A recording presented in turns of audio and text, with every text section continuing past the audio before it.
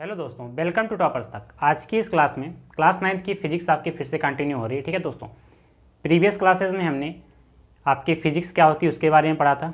ठीक है, इसके बाद गति क्या होती है, विरामावस्था क्या होती है, गति की सापेक्षता क्या होती है, गति के प्रकार जो थे उनको हमने ख़त्म किया था। इसके बाद हमने अदिश और सदिश राशियाँ पढ़ लिया था।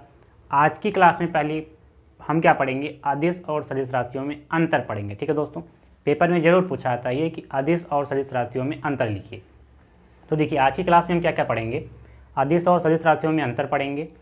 इसके बाद आपका दूरी और विस्थापन, इसको सीखेंगे कि दूरी और विस्थापन क्या होता है, बिल्कुल इजी वे में। ठीक है, देखिए पहली बात बताता हूँ आपको कि जितनी क्लासेस हमारी हो रही हैं, ठीक है, वो सभी आप ज़रूर देखें। वो बहुत इंपॉर्टेंट है क्लास 9th स्टूडेंट के लिए, क्योंकि जो चीज़ आप 9th में पढ़ लेंगे उससे कुछ चीज़ें रिलेट करेंगे 10th में, और सेम यही चीज़ आपको मिल जाएगी 11th में। ठीक है, थोड़ा सा सिलेबस वहाँ ब्रॉड हो जाएगा, लेकिन मिलेगी तो आपको 11th में है ही ये चैप्टर। आपकी जो चैप्टर यहाँ पर पढ़ रहे हैं, गति पढ़ रहे हैं, मोशन, ठीक है, दूरी, विस्थापन, समय, त्वरण, ये सभी चीज़ें आपकी क्लास 11th में हैं। तो आज की क्लास में आपको बता दिए क्या क्या चीज़ें पढ़ेंगे। इसके बाद अगर आप चैनल पर नए हैं, चैनल को जरूर सब्सक्राइब कर लें दोस्तों, वीडियो को लाइक कर देना जिससे कि मोटिवेशन मिलता रहे। ठीक है, इसके बाद देखिए आज मैं आपको टाइम दूंगा, जो जैसे मान लो कोई एक टॉपिक हो जाता है तो उसके बाद मैं आपको पूछता हूँ कि आप कमेंट करिए, कुछ बताइए इसके बारे में। तो आज की क्लास में हम कुछ टाइम आपको देंगे, 10 सेकंड, 5 सेकंड, जिससे कि आप नोट भी कर लें और कमेंट भी बॉक्स में बता सकें आपको क्लियर हुआ या नहीं हुआ। ठीक है, ये चीज़ें आपकी आज आपकी मैं प्रयास करूँगा कि दे पाऊँ। तो देखिए आज की क्लास में पहले सदिश और अदिश राशियों में अंतर देखेंगे। ठीक है दोस्तों, तो चलिए पहले आप शेयर कर दें दोस्तों के साथ, इसके बाद हम स्टार्ट करते हैं अदिश और सदिश राशियों में अंतर क्या होता है। आइए दोस्तों हेडिंग लगाइए, अदिश एवं सदिश राशियों में अंतर। ठीक है, हेडिंग लगाते हैं आज की क्लास की, अदिश एवं सदिश राशियों में अंतर।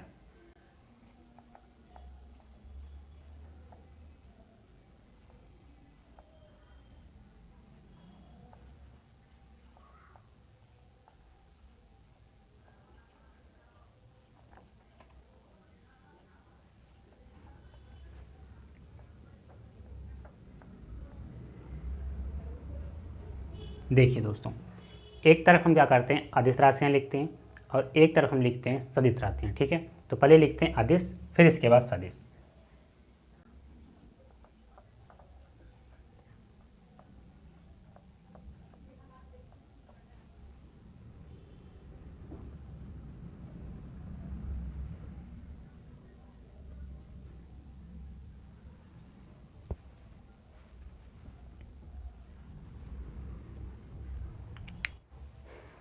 आइए दोस्तों देखिए, सबसे पहली बात, अदिश राशियाँ और सदिश राशियाँ किसे कहते हैं, जो मैंने डिफिनीसन आपको बताया था कि अदिश राशियों को व्यक्त करने के लिए परिमाण की आवश्यकता होती है, दिशा की नहीं। तो यही पहला आपका पॉइंट हो जाएगा कि अदिश राशियों को व्यक्त करने के लिए परिमाण की आवश्यकता होती है, दिशा की नहीं। पहला पॉइंट ये हो गया। तो फिर सदिश राशियों में क्या कहेंगे, सदिश वाला जो मैंने आपको डिफिनीसन बताया था, परिभाषा बताया था कि सदिश राशियों को व्यक्त करने के लिए परिमाण और दिशा दोनों की आवश्यकता होती है। ये पॉइंट मैं लिख देता हूँ पहले।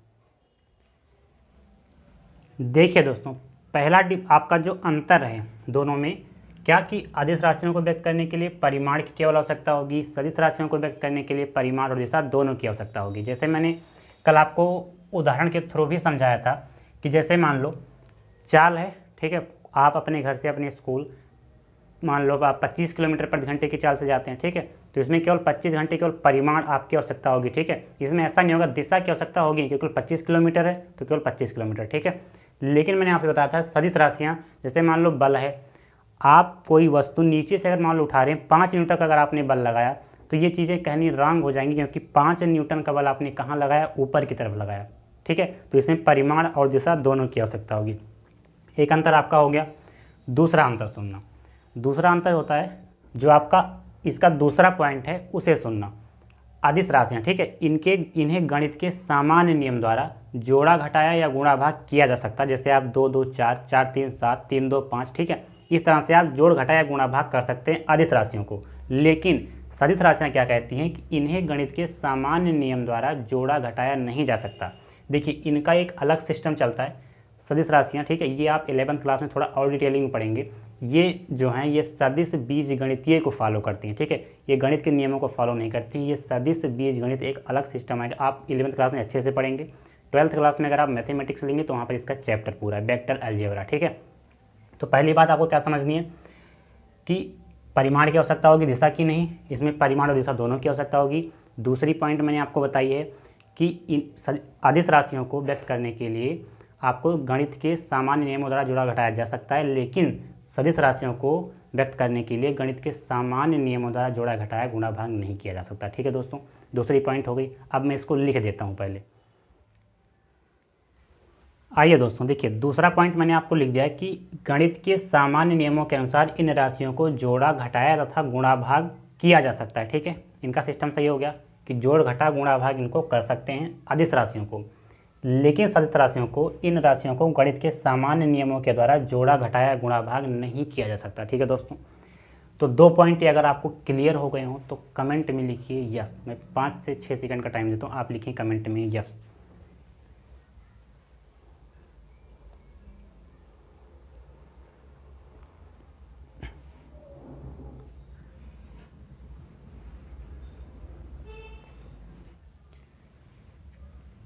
देखिए दोस्तों, अब देखिए एक पॉइंट मैं आपको और लिखाता हूँ, एक पॉइंट आपको और लिखवाऊंगा, बस काम खत्म हो जाएगा, ठीक है। देखो तीसरा पॉइंट क्या हो जाएगा कि देखिए तीसरा पॉइंट होगा कि इन्हें एक अक्षर या संख्यात्मक मान द्वारा व्यक्त किया जाता है, ठीक है। अभी बताऊंगा क्या होता है, अभी एग्जाम्पल दूंगा क्या कि अदिश राशियों को एक अक्षर या संख्यात्मक मान के रूप में व्यक्त किया जा सकता है, ठीक है। लेकिन सदिश राशियों के ऊपर, इन राशियों के ऊपर क्या होता है कि तीर लगाकर व्यक्त किया जाता है, ठीक है दोस्तों। अदिश राशि का तीसरी पॉइंट क्या हो जाएगी कि इन्हें एक अक्षर या संख्यात्मक मान द्वारा व्यक्त किया जा सकता है, लेकिन सदिश राशियों के ऊपर क्या होता है, तीर लगाकर व्यक्त किया जा सकता है, ठीक है। एक मैं लिख देता हूँ, फिर आपको एग्जाम्पल के थ्रू भी समझाऊंगा। आइए दोस्तों देखिए, तीसरा पॉइंट क्या आपका कि इन्हें एक अक्षर या संख्यात्मक मान द्वारा व्यक्त किया जा सकता है। जैसे देखो, जैसे समय है, ठीक है, समय, ठीक है, किसका उदाहरण है, अदिश राशियों का। तो समय को हम किससे डिनोट करते हैं, टी से। जैसे मान लो, अगर मान लो हमको स्कूल, आपके ने घर से स्कूल जाने में हमको कितना मिनट, 15 मिनट लगता है, ठीक है। तो 15 क्या हो गया, उसका संख्यात्मक मान हो गया। अगर हम 15 टी लिख देंगे तो समझ जाना कि वो अदिश राशि है, 15 संख्यात्मक मान और टी क्या हो जाएगा, समय को बताएगा। तो 15 टी मतलब 15 सेकेंड या 15 मिनट, ठीक है। तो किससे दर्शाएगा, समय को। टी किसे दर्शाएगा, समय को।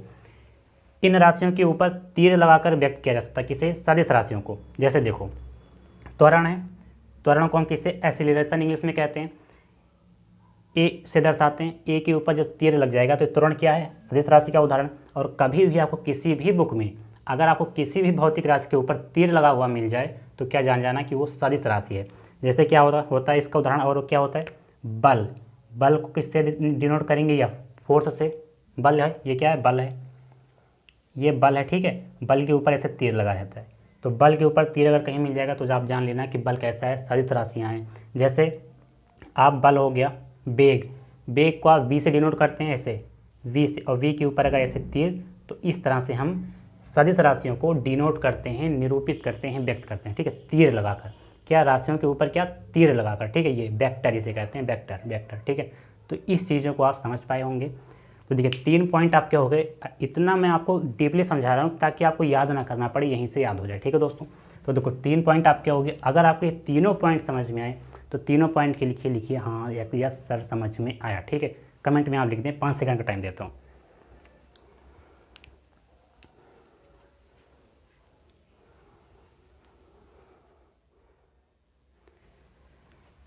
आइए दोस्तों, अब अपना टॉपिक स्टार्ट करते हैं, दूरी तथा विस्थापन। बहुत इंपॉर्टेंट टॉपिक है। देखिए हेडिंग लगाइए, दूरी तथा विस्थापन।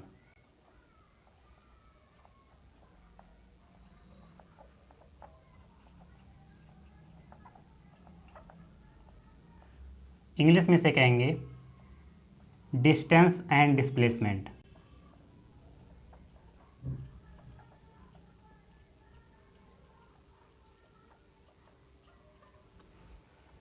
आइए दोस्तों समझते हैं कि दूरी किसे कहते हैं और विस्थापन किसे कहते हैं, ठीक है दोस्तों। देखिए समझिए, जैसे मान लीजिए ये आपका क्या है, ये आपका घर है, ठीक है।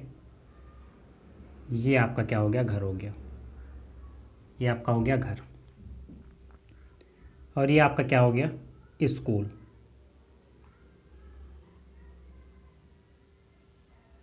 ये, ठीक है। ये आपका हो गया स्कूल, यहाँ स्कूल लिख दें,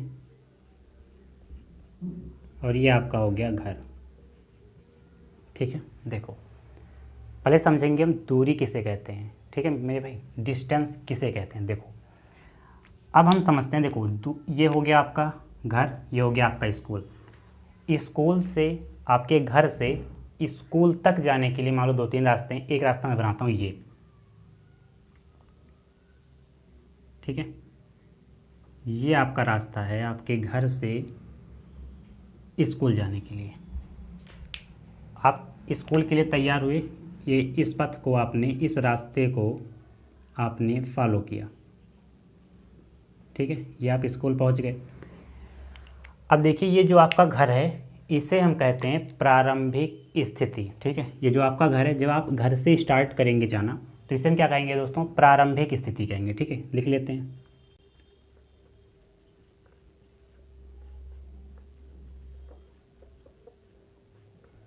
ये हो गया। घर से आप निकले, जाते हुए रास्ते में जाते जाते आप स्कूल पहुंच गए, तो स्कूल आपका क्या हो गया, अंतिम स्थिति, ठीक है।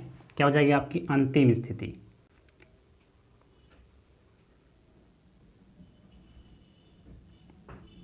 अब देखिए बहुत बढ़िया से यहाँ से परिभाषा बनेगा आपका, अभी समझते जाना, ठीक है। तो ये क्या हो गया, प्रारंभिक स्थिति, ये हो गया अंतिम स्थिति। अच्छा, प्रारंभिक स्थिति को हम दर्शाते हैं एक्स आई। आई क्या होता है, इनिशियल, मतलब प्रारंभिक, ठीक है, पोजीशन। तो देखिए एक्स आई क्या हो गया, एक्स दर्शाता है दूरी को, ठीक है। तो आई क्या हो गया, इनिशियल पोजीशन मतलब प्रारंभिक स्थिति, और अंतिम इसे फाइनल, तो मतलब एक्स एफ लिख देते हैं, अभी समझते जाना, ठीक है। इसे कहेंगे फाइनल पोजीशन, ठीक है। ये हो गया आपका। देखिए आपने जिस रास्ते को फॉलो किया, मतलब जिस रास्ते से आप गए, इसे कहते हैं वास्तविक पथ।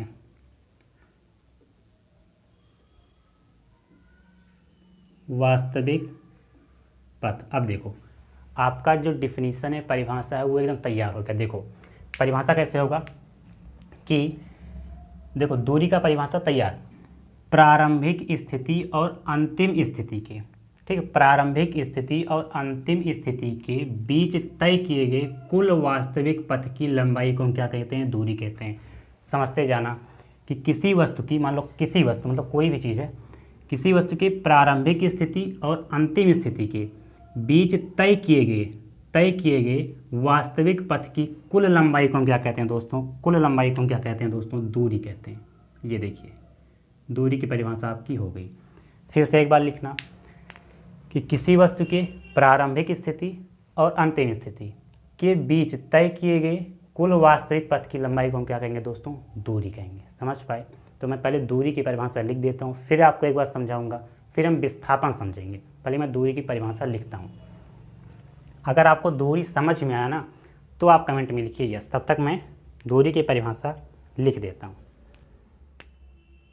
आइए दोस्तों समझते हैं कि आपका दूरी किसे कहते हैं। फिर से मैंने डिफिनीशन लिख दिया, फिर से समझाता हूँ कि किसी वस्तु के, ठीक है, कोई वस्तु मान लो कोई आप ही जा रहे हैं या कोई मतलब का साइकिल वाला जा रहा है, ठीक है, कोई ट्रक वाला जा रहा है, किसी वस्तु की प्रारंभिक स्थिति एक्स आई मान लिया, ठीक है, प्रारंभिक स्थिति से अंतिम स्थिति, प्रारंभिक स्थिति से अंतिम स्थिति एक्स एफ, ठीक है, के बीच जो आपकी यात्रा तय होगी, ठीक है, के बीच तय किए गए वास्तविक पथ, ये देखिए वो आपका वास्तविक पथ हो गया, ठीक है। वास्तविक पथ की लंबाई को, टोटल ये वास्तविक पथ की लंबाई को क्या कहते हैं दोस्तों, दूरी कहते हैं। समझ पाए? अगर आप ये डायग्राम ऐसे याद कर लेंगे तो आपका डिफिनीशन याद हो जाएगा कि प्रारंभिक स्थिति से अंतिम स्थिति के बीच तय की गई कुल वास्तविक पथ की लंबाई को हम क्या कहते हैं दोस्तों, दूरी कहते हैं। दूरी की डिफिनीशन आपको क्लियर हुई होगी, ठीक है दोस्तों। देखो अब मैं एक चीज़ आपको और बताता हूँ, दूरी आपका ख़त्म। अब देखो अभी बहुत सारी चीज़ें समझेंगे, आज ही दूरी तथा विस्थापन हम नहीं खत्म करेंगे, ठीक है। आज दूरी विस्थापन से कुछ रिलेटेड क्वेश्चंस भी करेंगे, कल और डीपली जाएंगे कि दूरी विस्थापन और क्या होता है, ठीक है। अभी दूरी विस्थापन खत्म नहीं हो रहा है कि डिफिनीशन बता दिया, ख़त्म नहीं, अभी बहुत चीज़ें हैं इसमें। देखो अगर मान लो मैं आपसे कहता हूँ कि आप स्कूल ऐसे ऐसे ऐसे ऐसे जा रहे हैं, ठीक है, मैं आपसे कहता हूँ सबसे छोटा रास्ता बताइए आप अपने स्कूल तक जाने के लिए, तो आप कहेंगे ये सीधे स्ट्रेट वाला, ये इस तरह से चले जाएंगे तो सबसे जल्दी। आप इतना घूमते हुए क्यों जाएंगे? जब मैं आपसे कहता हूँ कि सबसे छोटा रास्ता बताइए, तो आप ये वाला रास्ता बताएंगे कि एकदम सीधा, जो एकदम सीधा, केवल घर और घर से स्कूल। ठीक है, तो ये क्या हो जाएगा दोस्तों? ये अल्पतम क्या है? देखिए, मैं आपसे कहता हूँ कि सबसे छोटा अगर आप रास्ता बताएंगे तो ये क्या हो जाएगा? अल्पतम पथ।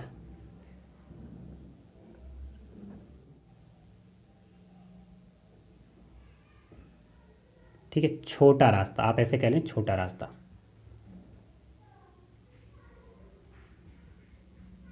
ठीक है, मैं अगर आपसे कहता हूँ कि आप घर से स्कूल तक जाने के लिए आपकी सबसे छोटा रास्ता क्या है? अल्पतम पथ, मतलब सबसे छोटा रास्ता ये, इसे कहेंगे हम अल्पतम पथ या छोटा पथ। ठीक है, और यही होता है मेरे दोस्तों आपका विस्थापन। अब ये कैसे होगा? देखो, डायग्राम से आपका याद हो जाएगा।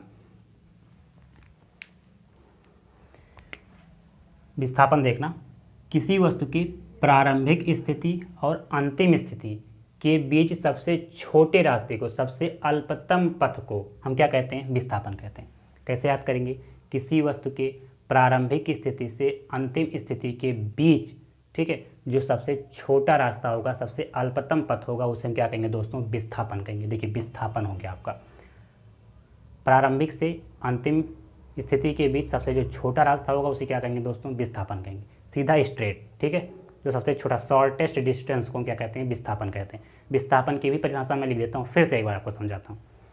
आइए दोस्तों, विस्थापन समझते हैं। देखो, समझाया था मैंने आपको कि किसी वस्तु की प्रारंभिक स्थिति से अंतिम स्थिति, ठीक है, अंतिम स्थिति के बीच अल्पतम पथ को, देखिए अल्पतम पथ, छोटा पथ ये हो गया ना, अल्पतम पथ की जो लंबाई है, अल्पतम पथ की लंबाई को क्या कहते हैं? विस्थापन। तो अगर आपसे कोई पूछता है कि दूरी किसे कहते हैं, तो आप कहेंगे कि प्रारंभिक स्थिति से अंतिम स्थिति के बीच तय किए गए कुल वास्तविक पथ की लंबाई को हम क्या कहते हैं? दूरी कहते हैं। लेकिन विस्थापन क्या होगा कि प्रारंभिक स्थिति से अंतिम स्थिति के बीच तय किए गए अल्पतम पथ, ठीक है, प्रारंभिक स्थिति से अंतिम स्थिति के बीच अल्पतम जो पथ होगा, शॉर्टेस्ट डिस्टेंस होगा, उसे हम क्या कहेंगे दोस्तों? विस्थापन कहते हैं। ठीक है, तो दूरी और विस्थापन आपको समझ में आया होगा। एक क्वेश्चन मैं आपको कराता हूँ तो आपको और अच्छे से समझ में आएगा, वहाँ से कुछ आपको पॉइंट मिलेंगे, वो आपको लिखना है। ठीक है, तो इसको मैं टाइम देता हूँ 5 सेकंड। आप कमेंट बॉक्स में बताइए कि हाँ आपको दोनों समझ में आया। इसके बाद मैं आपको और चीज़ें बताता हूँ। ठीक है, कमेंट में आप लिखिए कि हाँ समझ में आया।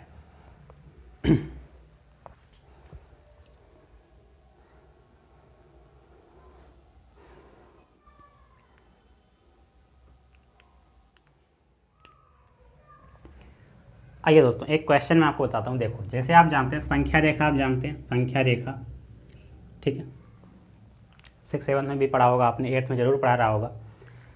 तो देखिए, संख्या रेखा ये क्या होती है? मूल बिंदु, 0। ठीक है, तो हम इसे नाम देते हैं, इस स्थिति को नाम देते हैं हम O। ये O है, ये 0 है। ठीक है, उसमें कन्फ्यूज नहीं होना है। आप जानते हैं कि 0 से आप जैसे दाईं तरफ बढ़ेंगे तो पॉजिटिव का आएगा। तो मान लेते हैं ये 1 मीटर हो गया, यहाँ मान लेते हैं 2 मीटर हो गया। इस बिंदु को हम नाम दे देते हैं A, इस बिंदु को हम नाम दे देते हैं B। ठीक है, ये हो गया आपका। आप 0 से बाईं तरफ जब जाएंगे तो माइनस का आता है, तो मान लेते हैं माइनस का 1 मीटर ही मान लेते हैं। ठीक है, और इस स्थिति को हम नाम देते हैं C। अब देखिए, अब आपको एक क्वेश्चन में बताता हूँ, आपको क्वेश्चन बताना है कि अगर कोई व्यक्ति O से A तक जाता है, O से A गया, A से B गया, तो आपको क्या बताना है? दूरी और विस्थापन, कितनी दूरी तय किया और कितना विस्थापन हुआ। ठीक है, ये कितना विस्थापन हुआ। अगर मान लो कोई यहाँ से एक क्वेश्चन और, ये एक पहला हो गया, एक दूसरा, यहाँ से कोई O से A जाता है, फिर A से B जाता है, फिर B से A आ जाता है लौट कर, तो आपको बताना है कितनी दूरी चला, कितना विस्थापन हुआ। तीसरा, कोई व्यक्ति है जो O से A जाएगा, A से B जाएगा, फिर B से A आएगा, और A से फिर क्या आ जाता है? O तक आ जाता है, तो आपको बताना है कितनी दूरी चला, कितना विस्थापन चला। 4 नंबर पॉइंट कि कोई व्यक्ति O से A जाएगा, A से B जाएगा, B से A आएगा लौट कर, A से भी O आएगा लौट कर, और O से C आता है लौट कर, तो आपको बताना है कि कितना दूरी उसने चला और कितना विस्थापन हुआ। ठीक है, अब बताइए, कमेंट करके कुछ बातें आप बताइए कि जो हमें समझ में आए। ठीक है, कमेंट करके आप बातें बताइए, तब तक मैं 5 सेकंड का आपको टाइम देता हूँ। और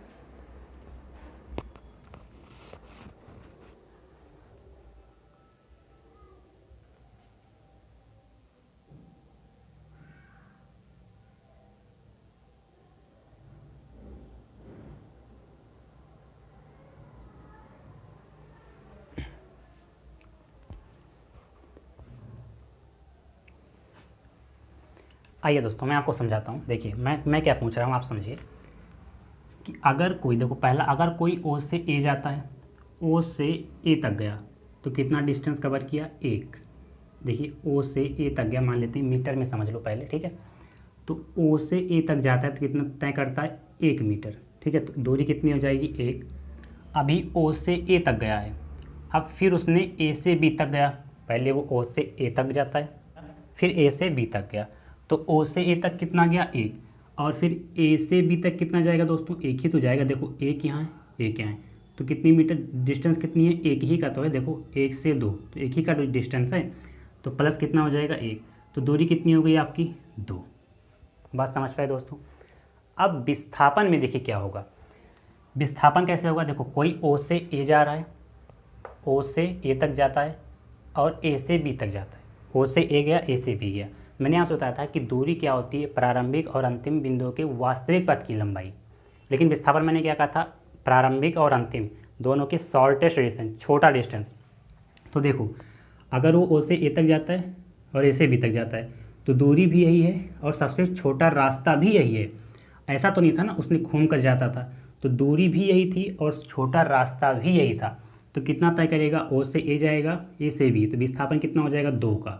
ओ से मतलब जीरो से 2 के बीच में कितना, 2 मीटर मान लेते हैं, तो विस्थापन कितना हो गया आपका, 2। तो एक चीज़ आप समझ पाए कि दूरी और विस्थापन दोनों बराबर हो सकते हैं। ठीक है, देखो दूरी भी 2 आ गई, विस्थापन भी आपका 2 आ गया।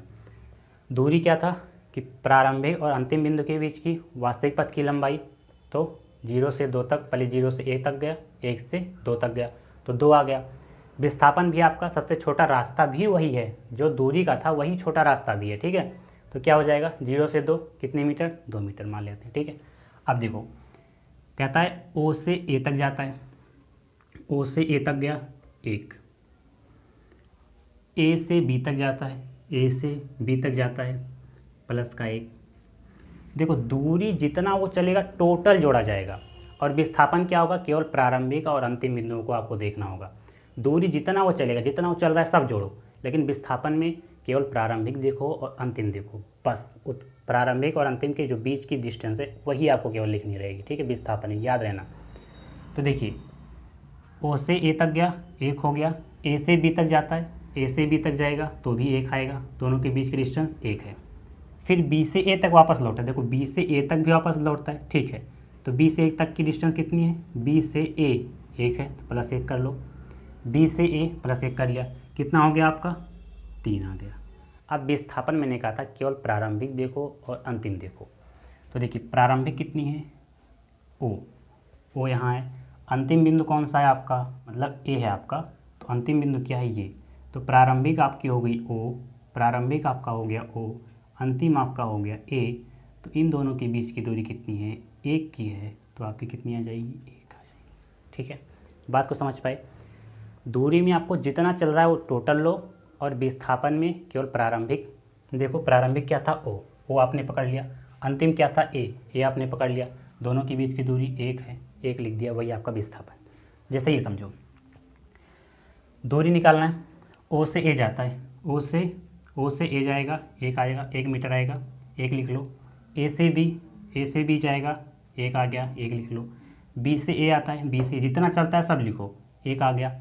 अब ए से ओ भी जाता है, वो ए से अब ओ भी जाता है, फिर 1 कितना आ गया आपका, 4 आ गया, 1 2 3 4। लेकिन विस्थापन क्या कहेगा, आप विस्थापन प्रारंभिक और अंतिम देखो, प्रारंभिक क्या है, ओ, अंतिम क्या है, ओ। प्रारंभिक भी वही है, अंतिम भी वही है, मतलब जहाँ से वो चला था वहीं पर फिर आ गया। तो विस्थापन क्या कहता है, प्रारंभिक और अंतिम तो प्रारंभिक भी यही है, अंतिम भी यही है, तो मान कितना है 0। तो कितना हो जाएगा विस्थापन 0। विस्थापन कहता है अगर आप अपने स्कूल से 5 किलोमीटर गए और अपने स्कूल से फिर 5 किलोमीटर चले आए तो दूरी दोनों की जुड़ जाएगी, 5 5 10, दूरी तो अलग काम हो गया, लेकिन विस्थापन जितना आप गए और जितना आप आए शून्य हो गया। जहाँ से आप गए थे वहीं से आप आए थे। विस्थापन कहता है कि जहाँ से आप गए अगर वहाँ पर आ गए तो दोनों की वैल्यू 0, कि आप कहीं गए ही नहीं। विस्थापन ये कहता है, ठीक है। तो प्रारंभिक और अंतिम, प्रारंभिक भी यही है, अंतिम भी यही है, इसकी वैल्यू कितनी 0। देखिए अब नंबर 4 हम देखते हैं, ठीक है। देखो नंबर 4 क्या कहता है, ओ से ए जाता है, ओ से ए जाता है तो 1 चलेगा, यहाँ से लिखते हैं। ए से बी भी जाता है, ए से बी 1 ऐड कर लो। बी से ए जाता है, बी से ए दूरी तो सब लिखी जाएगी 1, फिर बी से ए हो गया। ए से ओ जाता है, ए से ओ दोनों के बीच की दूरी 1 है। फिर वो ओ से सी भी जाता है, ओ से सी दूरी तो सब चलेगा ना, दूरी सब चलेगा, तो यहाँ पर माइनस नहीं प्लस ही, क्योंकि दूरी तो सब जगह चल रहे हो ना, आप जितनी दूरी तय करोगे सब तो ऐड होती जाएगी, तो दूरी कभी भी ऋणात्मक नहीं, ठीक। अभी मैं आगे मैं बताऊंगा कि क्यों दूरी ऋणात्मक नहीं होती है, ठीक है। मैं बताऊंगा आगे, चाहे अगर आज हो पाएगा आज, नहीं तो कल तो ज़रूर बताऊंगा। तो देखिए जहाँ जितना वो चला सब ऐड कर लो, सबको जोड़ना ही है, तो 1 2 3 4 5 कितना हो गया मेरे भाई, 5 हो गया। विस्थापन क्या कहता है, प्रारंभिक देखो और अंतिम देखो। प्रारंभिक 0, अंतिम C, तो 0 और C मतलब O और C के बीच की दूरी कितनी है, -1। यही चीज़ आपको देखना है दोस्तों, -1। अब आप कहेंगे अभी भी मैंने कहा था दूरी की माइनस में नहीं ली जाएगी, यहाँ पर प्लस हमने लिख दिया था तो 5 आ गया था जोड़ करना, लेकिन विस्थापन में ऐसा क्यों हो गया कि मैंने -1 लिखा। देखो दोस्तों समझाता हूँ, अगर मैं कहूँगा 1 तक जाओ तो 0 से A चला जाएगा, क्योंकि देखो अगर वो 1 तक मैं +1 लिख दूँगा, किसी से मैं कहूँगा कि आपको 1 तक जाना है, 1 तक जाना है, तो वो O से स्टार्ट करेगा और A को चला जाएगा, तो पॉजिटिव में हो गया ना, उसकी डायरेक्शन अलग। लेकिन यहाँ पर क्या कह रहा है, O से C, देखो O से C जाना है आपको, लास्ट में कह रहा है ना O से C। अगर आप यहाँ से देखेंगे तो यहाँ भी वही चीज़ कह रहा है, O से C जाता है, O से C जाता है, तो इसका मतलब अगर आप माइनस कहेंगे, आप -1 जाओ तो वो ज़रूर जाएगा O से C तक, तो इसलिए विस्थापन क्या हो जाएगा दोस्तों, -1। ये चीज़ आप समझ पाए। इसमें मैंने आपको एक टॉपिक और बताता हूँ, ठीक है। देखो बात को समझो, आपकी जितनी भी दूरी आई है, देखो 2 3 4 5, तो दूरी कभी भी आपकी ऋणात्मक नहीं आई है। तो एक पॉइंट यहाँ से आपकी आ गई कि दूरी कभी भी ऋणात्मक नहीं हो सकती, ठीक है। देखो दूरी कभी ऋणात्मक है, ऋणात्मक है, ऋणात्मक नहीं, दूरी केवल और केवल क्या होगी, धनात्मक होगी। दूरी क्या होगी, कभी हमेशा क्या होगी, धनात्मक होगी। अब देखो विस्थापन, देखो विस्थापन धनात्मक भी होगा, 0 भी होगा, 0 भी होगा और ऋणात्मक भी होगा। रीजन आपको पता चल गया। केवल प्रारंभिक और अंतिम हम देखेंगे, विस्थापन में बस जो आएगा वही लिख देना है। तो दूरी हमेशा धनात्मक होगी और विस्थापन धनात्मक, 0 और ऋणात्मक हो सकती है, ठीक है। तो इसको मैं एक बार लिख देता हूँ एक बार, इसके बाद आप नोट कर लेना, ठीक है। तो इसको मैं इरेज कर देता हूँ पहले। अगर आपको ये समझ में आया तो बताओ यस, अगर आपको समझ में आया तो बताओ यस। कल और एक एग्जाम्पल देखेंगे दूरी और विस्थापन पे, ठीक है। कल और एक एग्जाम्पल देखेंगे, अगर आपको ये चीज़ समझ में आई तो आप लिखिए यस समझ में आया।